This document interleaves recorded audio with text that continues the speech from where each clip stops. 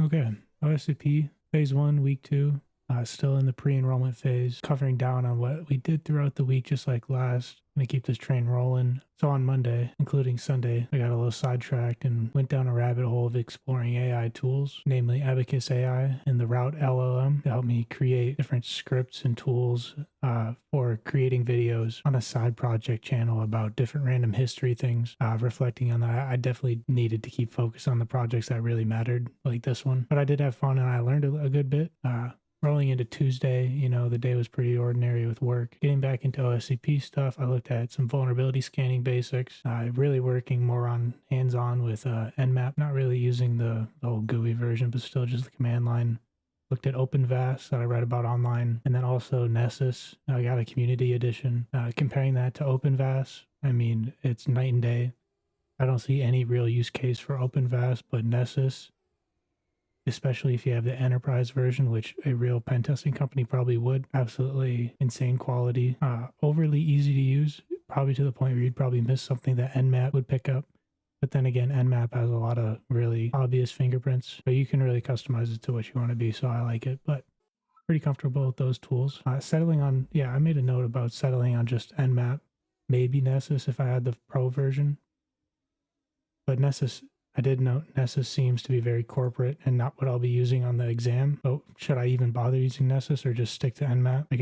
I guessed it would be handy in industry, but not really applicable to any hack the boxes or capture the flags. But yeah, one thing I really took away from this day was that nmap isn't technically a vulnerability scanner, while Nessus is. Nmap is more better suited for attack surface scanning, ports, services, versioning, but going deeper into different vulnerability scans is not its forte, but it's possible as a pseudo vulnerability scanner with the scripting engine. I started working on another write-up for Hack the Box called 3, which really focused on Amazon S3 buckets and using the AWS CLI after discovering some basic web vulnerabilities with path traversal, and then also hidden vhosts to help you with uncovering the bucket, the S3 bucket backend. It would allow you to upload a PHP one-liner payload that would then allow you to create a simple bash reverse shell script to go and pull a bash shell from your host. I just held it on a Python server on my attack platform. That write-up took a couple days. I was a little slow and distracted. Started later than I wanted, but like I talked about last week, one thing I was not really so sure on understanding was the differences between the vhost and subdomain. But this study session really took up a good majority of the time and helped me understand the difference between the two and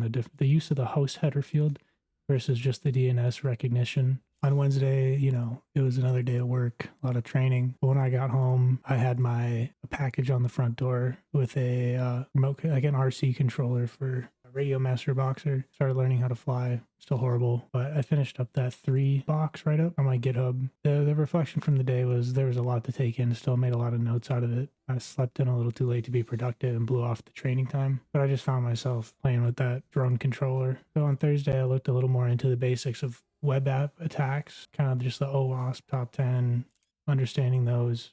Still need to read more into those and understand the latest ones. The only ones I was really seeing was from 2021, but then started just looking at some more foundational things like programming languages, development frameworks, and other tool suites, namely Burp Suite for proxying, trying to look at the full stack of a web platform technology stack with Wappleizer, and then working with Burp Suite to do that web proxying and interception like getting my hands a little dirty with the proxy, the repeater, and just the intruder to do different types of attacks, namely just brute forcing for now. But I was going to look more into the Burp Suite or PortSwigger website to get some more hands-on training with that. Friday, a lot of work. And then AT&T had a big outage, so no internet, no boxes. My reflection for that day was just womp womp. And then Saturday was out and about, long day. Sunday was really just a day to relax. I had to do some more drone flying, so you'll see that footage on screen now. But overall, it was a very busy week. But when I did have time to study, I just found myself wanting to fly in the drone simulator, which I kind of guess just goes to show you how your brain instinctively leans towards the easy and fun stuff instead of taking on the challenges of doing something or learning something hard. But that's pretty much the quick wrap up this week. Still working towards that initial phase 1 training. I'll put it down in the comments. Hopefully this video was short enough and a little more entertaining with the footage in the background. I want to thank you for taking the time to come in and listen to this. Hope you have a great rest of your day.